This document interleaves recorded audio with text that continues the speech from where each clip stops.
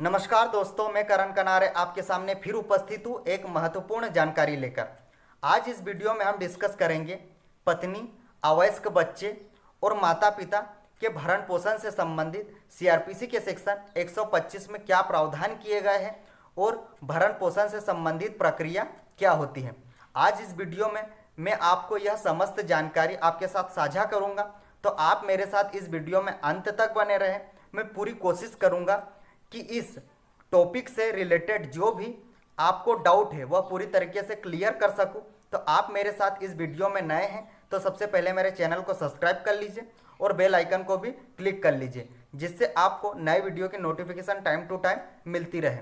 अगर कोई व्यक्ति एलिजिबल है पत्नी, अवयस्क बच्चों और माता पिता का भरण पोषण करने के लिए, तो यह उस व्यक्ति का दायित्व है कि वह उनका भरण पोषण करे।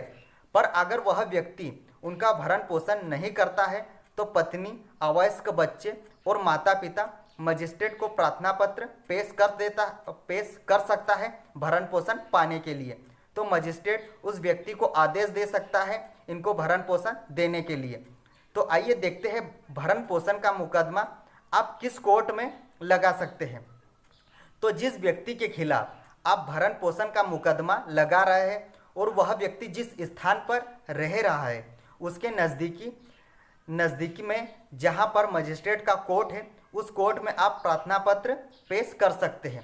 या पति पत्नी जिस स्थान पर रहते हैं उसके नज़दीक में मजिस्ट्रेट कोर्ट है, उसमें आप प्रार्थना पत्र पेश कर सकते हैं। या पत्नी या अवयस्क बच्चे या माता पिता जिसके खिलाफ यह मुकदमा लगा रहे हैं, भरण पोषण का मुकदमा लगा रहे हैं, उनके साथ जब वह अंतिम बार जिस स्थान पर रहे थे उस स्थान के नज़दीकी कोर्ट में आप भरण पोषण का मुकदमा लगा सकते हैं। आप जब मजिस्ट्रेट को प्रार्थना पत्र देते हैं तो मजिस्ट्रेट आदेश देता है उस व्यक्ति को भरण पोषण देने के लिए। अगर आदेश के बाद भी वह व्यक्ति आपको भरण पोषण नहीं देता है तो आपको मजिस्ट्रेट को एक प्रार्थना पत्र और देना है। उसके बाद मजिस्ट्रेट उसकी सुनवाई करता है और उस व्यक्ति को 1 महीने की जेल देता है। जो व्यक्ति मजिस्ट्रेट के आवेदन के बाद भी भरण पोषण नहीं देता है तो यह जेल उस व्यक्ति को भरण पोषण देने के लिए बाध्य करती है।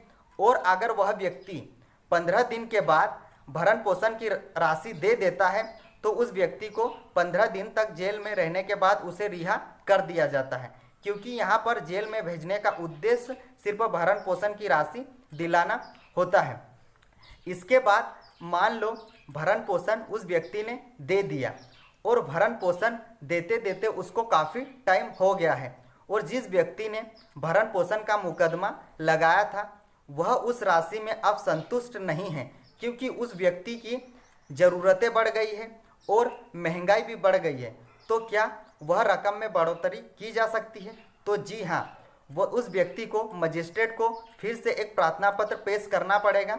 मजिस्ट्रेट वहां पर सोच विचार करके उस व्यक्ति को आदेश दे सकता है कि आपको यह रकम बढ़ानी पड़ेगी। उस व्यक्ति के दायित्व को देखकर और उस व्यक्ति की आमदनी को देखकर वहां पर मजिस्ट्रेट आदेश देता है कि आपकी जो यह राशि है यह बढ़ा दी जाती है। तो आप देखते हैं भरण पोषण किस किस व्यक्ति को मिलता है और कब कब मिलता है। तो भरण पोषण की राशि सबसे पहले देखते हैं पत्नी को कब तक मिलता है। तो पत्नी जब भरण पोषण का मुकदमा लगाती है तो पत्नी को भरण पोषण तब तक मिलता रहेगा जब तक वह दूसरी शादी नहीं कर लेती या जब तक उसकी मृत्यु नहीं हो जाती, तब तक पति का यह दायित्व है कि वह उसका भरण पोषण करता रहे।